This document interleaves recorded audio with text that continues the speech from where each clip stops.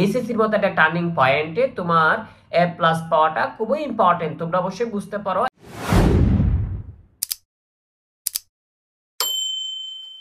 আসসালামু আলাইকুম সুপ্রিয় শিক্ষার্থীরা, আশা করি তোমরা সবাই অনেক ভালো আছো।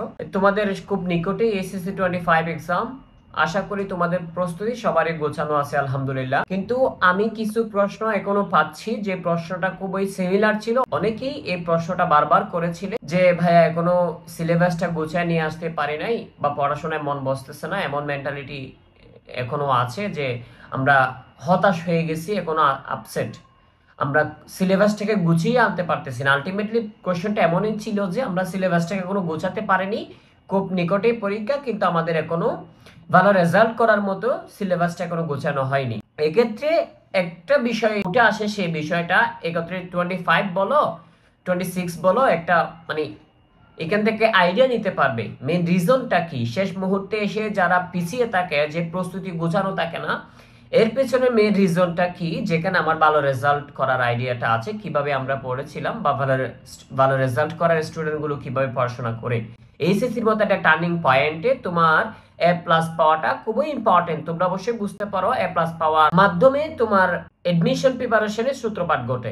তুমি যদি এইচএসসি এক্সামে তুমি এ প্লাস পাও বা ভালো একটা রেজাল্ট করো, তখনই তোমার আগ্রহটা বাড়ে যে তুমি ভালো একটা ইউনিভার্সিটিতে পড়াশোনা করবে বা চান্স পাবে। এই তোমার আগ্রহটা জাগে, যে তোমার কনফিডেন্স লেভেলটা বাড়ে যে তোমার এ প্লাস আছে। কারণ তোমরা জানো যে মানে ভালো রেজাল্ট থেকে, এসএসসির ভালো রেজাল্ট থেকে 20 মার্ক ওখানে এড করা হয়, প্রত্যেক বছরই এভাবে হয়। তো সেক্ষেত্রে আমি একদম আমার ব্যক্তিগত আইডিয়া থেকে আমি এটা বলছি যে কি হয়, তোমার যদি তুমি এসএসসি তে যদি এ প্লাস পাও, তাহলে তোমার ভার্সিটি এডমিশনের যে কনফিডেন্সটা তোমার 50% থেকে 60% চলে আসে, কনফিডেন্স লেভেল হাই হয়ে যায়। তো সেক্ষেত্রে সে কারণে আমি বলছি এইচএসসি খুবই টার্নিং পয়েন্ট, এখান থেকেই তোমার ভার্সিটি এডমিশনের সূত্রপাতটা ঘটে। এখানে যদি তুমি ভালো রেজাল্ট করো, তুমি যখন এমন যদি 3.50 পাও, তখন তুমি স্বপ্ন দেখবা যে ভালো একটা ভার্সিটিতে। অনেক ভার্সিটিতে রিকোয়ারমেন্ট থাকে 3.50 উপরে থাকবে, একদম রিকোয়ারমেন্ট থাকে 3.50, দুটা মিলে তোমার 9 পয়েন্ট অথবা 8.50 লাগবে। এখন তুমি 3.50 মিলে দেখো, দুইটা যদি তুমি 3.50 পাও, তখন হয় কত, 7 পয়েন্ট একদম লাস্ট রিকোয়ারমেন্ট, একদম লো রিকোয়ারমেন্ট। এখান থেকে এই রিকোয়ারমেন্ট যদি ফিল আপ না হয়, তুমি এডমিশনে মানে এনরোলও করতে পারবা না। এবার চিন্তা করে দেখো কতটা টার্নিং পয়েন্ট হতে পারে। তো সেই ক্ষেত্রে আমি বলছি, যদি জিপিএ 5 মিস করো বা তুমি যদি 4.89 এমন পয়েন্ট থেকে যদি মিস করো, বিশেষ করে সায়েন্সের যে স্টুডেন্টগুলো আছে, এরা যদি জিপিএ 5 মিস করে, তাদের তো কনফিডেন্স লেভেল একদম 20% হয়ে যাবে যে সে ভ্যালটা ভার্সিটিতে, ঢাকা ইউনিভার্সিটি, রাজশাহী ইউনিভার্সিটি, এমন টপ কিছু চট্টগ্রাম ইউনিভার্সিটি, এই ইউনিভার্সিটিগুলোতে চান্স পাওয়ার কনফিডেন্স লেভেল একদম লো হয়ে যাবে। সে কারণে আমি বলছি এইচএসসির রেজাল্টটা খুবই একটা টার্নিং পয়েন্ট, খুবই টার্নিং পয়েন্ট। এখানে যদি তুমি এদিক সেদিক করে এ প্লাস মিস করে ফেলো, তোমার লাইফের অর্ধেক যে এইম নষ্ট হয়ে গেছে, ধারণা করে রাখো। তো সে কারণে আমি বলছি, যারা এই কমেন্ট বক্সে লিখছিলে যে আমাদের সিলেবাস এখনো গুছাই আনতে পারি নাই, আমাদের কয়েক মাসের মধ্যেই পরীক্ষা, ইভেন আমরা যে কলেজে চূড়ান্ত প্রস্তুতিমূলক পরীক্ষা দিলাম, সেখানেও আমাদের রেজাল্ট খুবই কম। এখন আমরা কি করব? এর পেছনে একটা কারণ হচ্ছে, পড়ালেখা সবাই জানে, যারা মেধাবী তাদের থেকেও জিজ্ঞেস করবা, তোমার টিচার থেকেও জিজ্ঞেস করবা, খুবই বোরিং একটা বিষয়, খুবই বোরিং একটা বিষয় পড়াশোনা। যার হেবিট হিসেবে পরিণত হয়েছে এই পড়াশোনাটা, সেই ভালো রেজাল্ট করতে পারে। কি বলছি? যার হেবিট হিসেবে ক্রিয়েট হয়েছে, যার একেবারে হেবিট পড়াশোনাটা। তুমি যদি আলটিমেটলি পড়াশোনাটাকে হেবিট হিসেবে পরিণত করতে না পারো, তুমি কখনোই ভালো রেজাল্ট করতে পারতেছো না, কখনোই পারবা না। তুমি মেধাবী থেকে জিজ্ঞেস করো, তোমার টিচার থেকে তুমি জিজ্ঞেস করো যে স্যার আমি পড়াশোনা মন বসাতে পারতেছি না। মেইন রিজন হচ্ছে তুমি লং টাইম, একটা পিরিয়ড অফ টাইম তুমি পড়াশোনা থেকে পিছিয়ে ছিলা, 1 বছর 2 বছর 6 মাস, হোয়াট এভার দ্য টাইম, তুমি একটা পিরিয়ড অফ টাইম তুমি পিছিয়ে ছিলা পড়াশোনা থেকে, সেই কারণে তোমার পড়াশোনায় মন বসতেছে না। তুমি নিজেকে কোশ্চেন করো কথাটা মিলতেছে কিনা।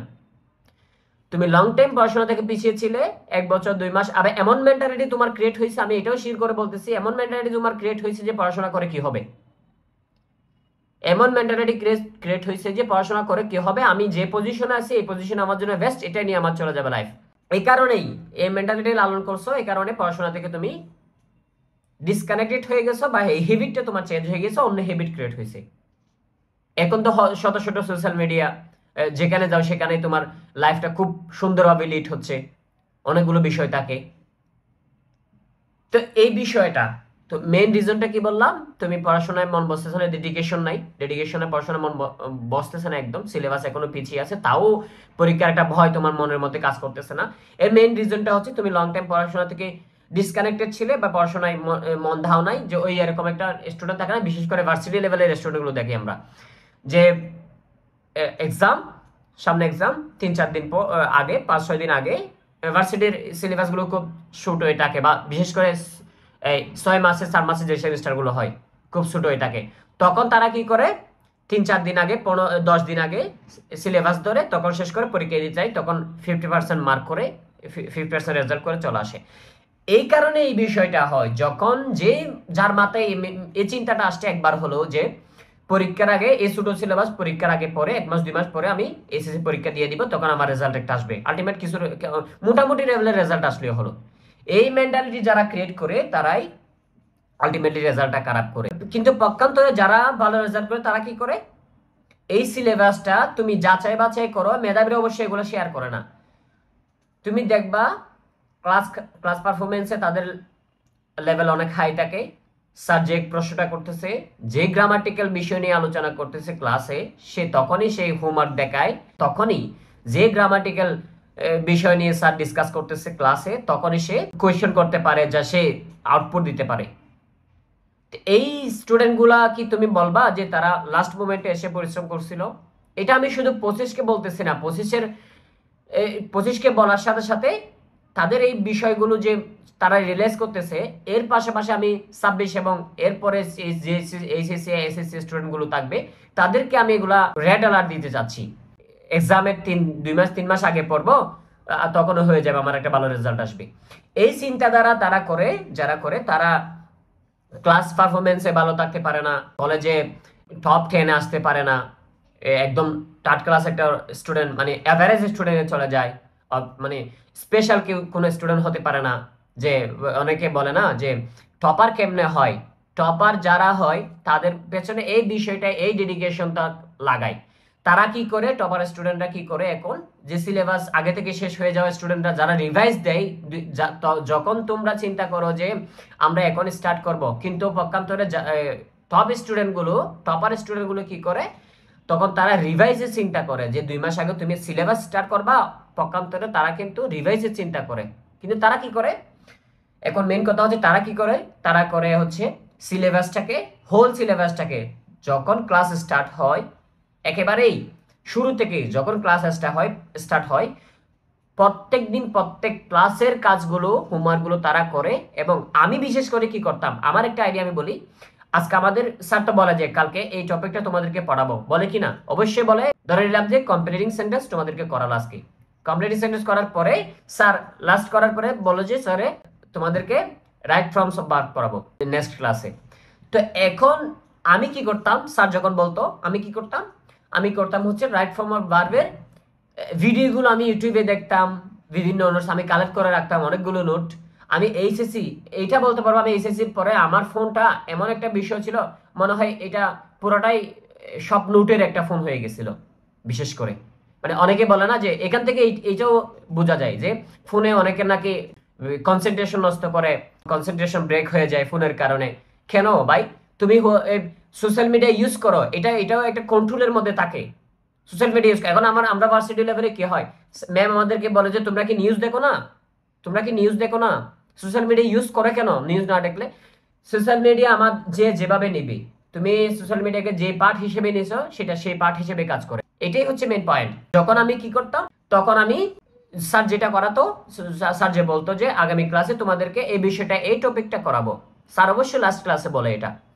তো তখন আমি কি করতাম, ওই লাস্ট ক্লাসে যেটা করাবে বলতো ওই ক্লাসটা আমি ওই বিষয়গুলো আমি ইউটিউবে ঘাটাঘাটি করতাম, আমি নোটসগুলো কালেক্ট করতাম, আসলে এই বিষয়টাতে এই চ্যাপ্টারটাতে কি আলোচনা করা হচ্ছে বেসিকলি, তারপরে এই নোটসগুলো কিভাবে, এই রুলসগুলো কিভাবে কাজ করে, এই বিষয়গুলো আমি আগে দেখে ফেলতাম। তখন স্যার যখন ক্লাস করাইতো তখন আমি প্রপার আউটপুট দিতে পারতাম। সবাই মানে মানে শুধু আমি না, এরকম কয়েকটা স্টুডেন্ট ছিল আমাদের ব্যাচে, কয়েকটা স্টুডেন্ট সবাই এখন ভালো পজিশনে আছে আলহামদুলিল্লাহ। এরকম তারা করতো। এইটা একটা অনেক হাইলাইটিং একটা পয়েন্ট, কিন্তু আমি এই বিষয়টা খুব মাথায় রাখতাম যখনই প্রত্যেকটা ক্লাসে, যেটাই হোক, এটা ইংলিশ হোক, যে সেটা বাংলা হোক, সেটা গ্রুপ সাবজেক্টের প্রত্যেকটা সাবজেক্ট হোক, আমি প্রত্যেকটা সাবজেক্টে আগে, তোমরা তো দেখতে পাচ্ছ ইউটিউবে প্রত্যেকটা চ্যাপ্টারের উপর ভিডিও আছে। তো আমি কি করতাম, এটার প্রস্তুতি কখন থেকে হয়, একদম শুরু থেকে হচ্ছে, কিন্তু একদম শুরু থেকে। তো যখনই ক্লাস পারফরমেন্স ভালো থাকে একটা স্টুডেন্টের, তখন তুমি দেখবা সে অবশ্যই এই টপিকের উপর আগে থেকেই অ্যানালাইজ করে আসছে। তোমরা চিন্তা করে দেখো, যে টপিক স্যার করাচ্ছে তোমার মাথায়ও সেই আইডিয়া, ওই স্টুডেন্টের মাথায়ও সেই আইডিয়াই আছে, কিন্তু সে আগে পড়ছে বিদায় সে তোমার থেকে ভালো করতেছে এবং প্রপার আউটপুট দিচ্ছে। সাথে সাথে একটা ক্লাস করার পরে একটা প্র্যাকটিস দিল, সে করতে পারলা, তুমি করতে পারলা না। পার্থক্যটা কি, সে অবশ্যই সে আইডিয়াটা আগে থেকে নিয়ে নিছে, সে আগে থেকে ক্লাস করছে, সে আগে থেকে আইডিয়া নিছে, নোটগুলো রুলসগুলো দেখছে, তখনই সে পারে। ক্লাস পারফরমেন্স তখনই ভালো হয়, তখন সেই স্টুডেন্টটা হাইলাইটেড হয় এবং সেই স্টুডেন্টটাই আলটিমেটলি টপার হয়ে যায় এবং টপ 10-এ থাকে। এভাবেই তারা কাজ করে। এইভাবেই যখন সে পড়ে সিলেবাসটা, তখন কি হয়, সিলেবাসটা পড়ে থাকে না, প্রত্যেকটা ক্লাসে সে ডেডিকেশন থাকে, প্রত্যেকটা ক্লাসে সে ভালো পারফরমেন্স করতেছে, তখন কিন্তু এই সিলেবাসটাও শেষ হয়ে গেছে, সে ভার্সিটি টপারও হয়ে গেছে। তখন সে হেবিটটাও ক্রিয়েট হয়ে গেছে, সে পড়াশোনা প্রত্যেক দিন মিনিমাম 6 ঘন্টা করে পড়তেছে, প্রত্যেক দিন মিনিমাম 6 ঘন্টা করে পড়তেছে। তখন তার কি হয়, এই পড়াশোনা, এই সিলেবাসটাও শেষ হয়ে গেল আলটিমেটলি।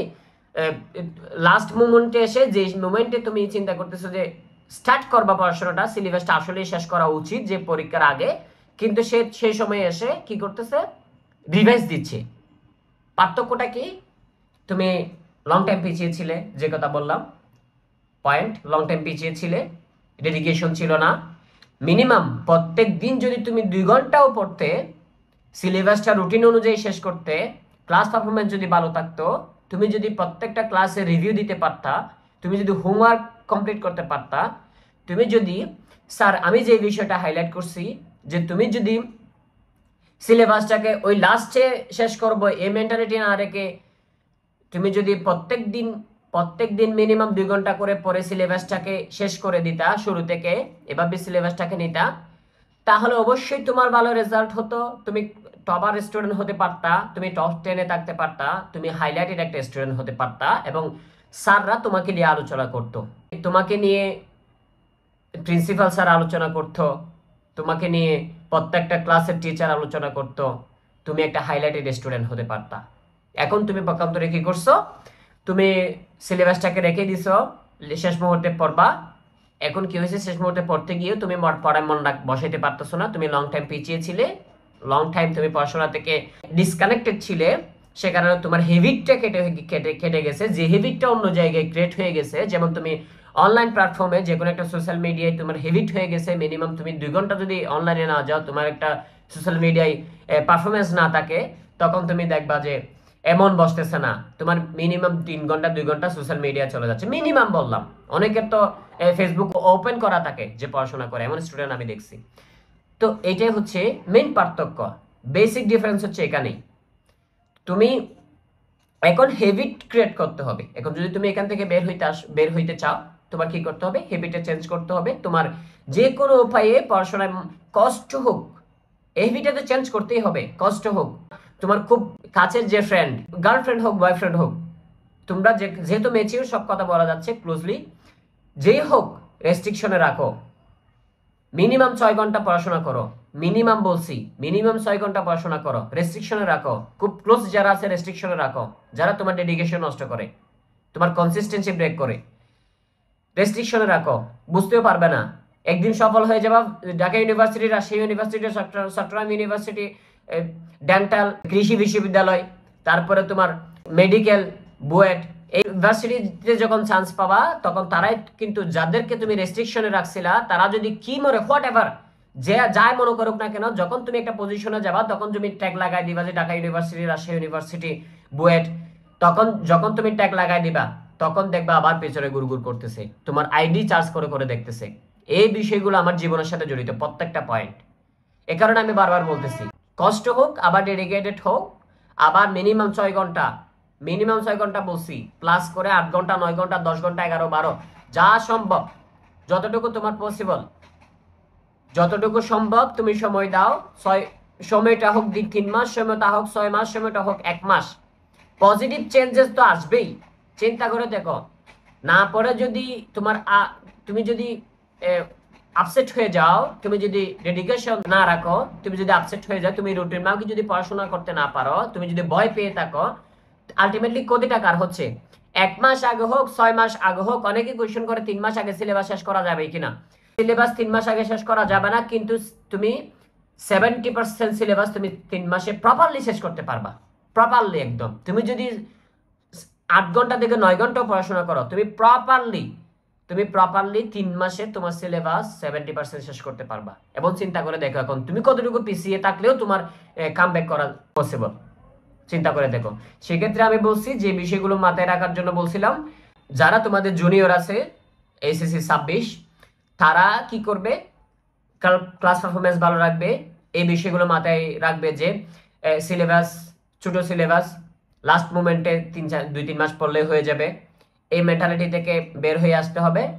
এবং প্রত্যেকটা টপিক ক্লাসে উপস্থিত থাকতে হবে। স্যার যে টপিকগুলো পড়ায় সেই টপিকগুলো গুগল হোক, চ্যাটজিপিটি হোক, ইউটিউব হোক, যেখান থেকে, ফেসবুক হোক, যেখান থেকে, ফেসবুকের বিভিন্ন গ্রুপে আমরা দেখি যে বিভিন্ন গ্রুপ থাকে, যে ওখানে তারা বিভিন্ন নোট প্রোভাইড করে, সেখান থেকে হোক, প্রত্যেকটা জায়গা থেকে নোট কালেকশন করা এবং আইডিয়া নিয়ে প্রত্যেক দিন ক্লাস পারফরমেন্স ভালো রাখতে হবে। যদি টপার হতে চাও, যদি একটা ভালো রেজাল্ট করতে চাও, যদি আলটিমেট গোল থাকে ভালো একটা ইউনিভার্সিটি, তাহলে প্রত্যেক দিন ক্লাস পারফরমেন্স ভালো রাখতে হবে।